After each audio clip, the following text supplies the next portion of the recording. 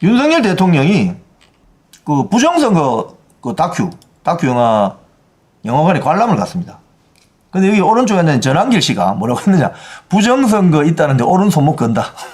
아, 우리 저 일타 강사님 말을 굉장히 세게 하시네. 그러면서 언론에서, 기존 언론에서 부정선거 이슈를 다루지 않아서 내가 영화를 만들었다. 뭐 투자를 좀 하신 것 같아요. 좌파가 문화계를 차지해서 상영관이 너무 적다. 이 윤석열 대통령은 2030 청년들을 격려하려 온 것이다. 그러면서 이런 이야기를 합니다. 얼마 전 비슷한 시기에 조국 영화가 나왔는데 400여 개가 넘는 스크린에서 열렸지만 이 영화 부정선거 신의 작품인가는 CGV 롯데시네마 메가박스 상영관 주지 않는다. 그래서 대한민국 문화계는 90% 이상 좌파가 장악했다. 그래서 많이 봐주셔야 된다. 뭐 이런 이야기를 했습니다. 자, 그리고 윤석열 대통령도 이 자리에 와서 같이 영화를 관람했습니다. 자, 여기서 오늘 반응이 나오는데 중앙일보 한번 반응 보세요. 윤석열 대통령이 이재명 선거운동원이냐, 부정선거 다큐 관람에 국힘이 부글부글한다. 이게 무슨 소리지? 영화 안 풀어봤는데 왜 이렇게 난리를 치지? 네? 여기 내용을 이렇게 쭉 읽어보면은 어떤 게 있냐면요. 국힘당 내부에서 영화 부정선거 신의 작품인가? 예, 신의 작품인가? 이 영화를 봤는데 국힘당 내부에서 대선에 미칠 악영향을 우려하면서 부글부글 끓어오르고 있다. 왜 부글부글 끓어오르지? 여기 보면 한동훈이는 또 이렇게 이야기합니다. 페북에 국민의힘은 윤어게인, 자통당, 우공당, 그러니까 자통당이라는 건 자유통일당, 우공당, 우리공화당, 부정선거 음모론자들과 손잡으면 안 된다. 국민의힘이 잠재라는 지름길이다. 자, 그러면 먼저 제가 잘라서 비판을 해보면 자유통일당, 우리공화당이 김문수 후보를 도와준다는데 그거 고마운 일 아닙니까?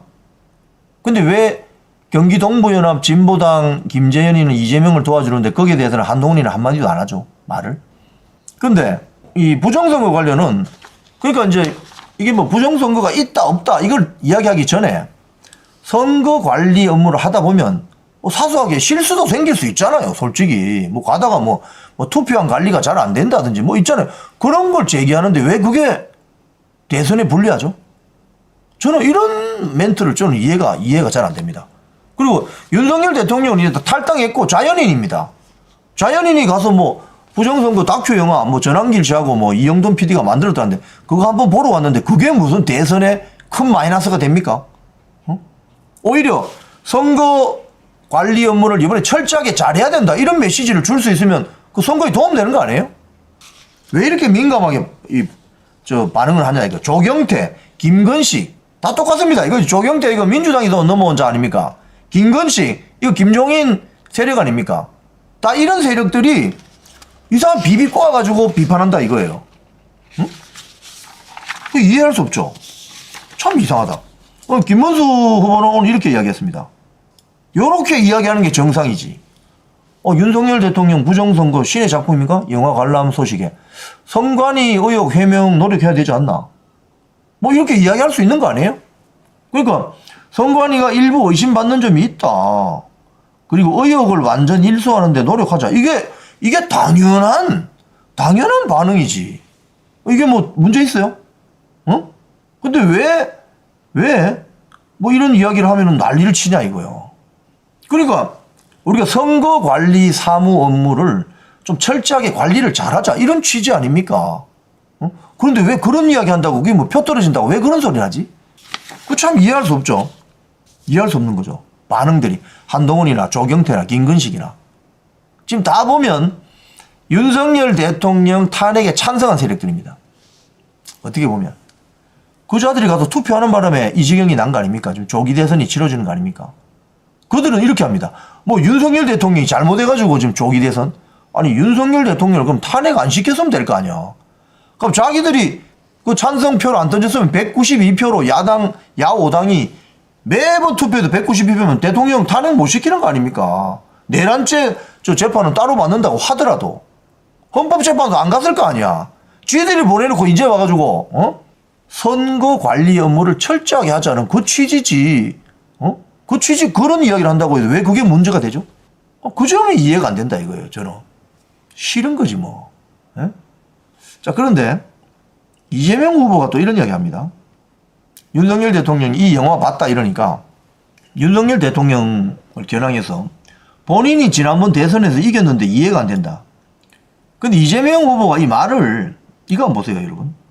이게 2022년 3월 1일 여론조사 결과입니다. 당시에 이렇게 여론조사가 나오고 있었어요. 자, 이재명 후보 당시 41.5%, 윤석열 후보 46.8%. 이거 차이가 얼마입니까? 5% 나죠, 5%. 5%. 그 당시 여러 여론조사 결과가 있었지만 한 4%에서 5% 차이가 났어요. 윤석열 대통령이 앞선다 났단 말입니다. 그런데 결과는 0.73%. 이거 선거 관리 업무 제대로 했나? 궁금하지 않겠어요? 윤석열 대통령 입장에서는. 분명히 내가 한 5%에서 6% 앞서는 것으로 여론조사 결과가 계속 나왔는데 왜 실제 투표 결과는 0.73%밖에 차이가 안 나지? 그럼 윤석열 대선 후보 입장에서는 이거 수상하다고 생각할 수 있는 거지. 근데 이재명 후보 본인이 이겼는데 이해 안 돼? 이거는 오히려 역으로 물어봐야 돼요. 역으로 어떻게 물어보느냐? 이재명 후보가 여론조사에서 3년 전에 5%좀 뒤지고 있었는데 윤석열 대통령이 0.73%포인트밖에 앞서지 못했다. 이러면은 이재명 당시 후보는 어떻게 해야 됩니까? 투표함 저거 까보자. 이래 나와서야 되는 거 아니냐고. 야, 내가 한 5% 지고 있었는데 표를 열어보니까 0.73%포인트밖에 차이가 안 나네. 야, 저거 투표함 전부 수도!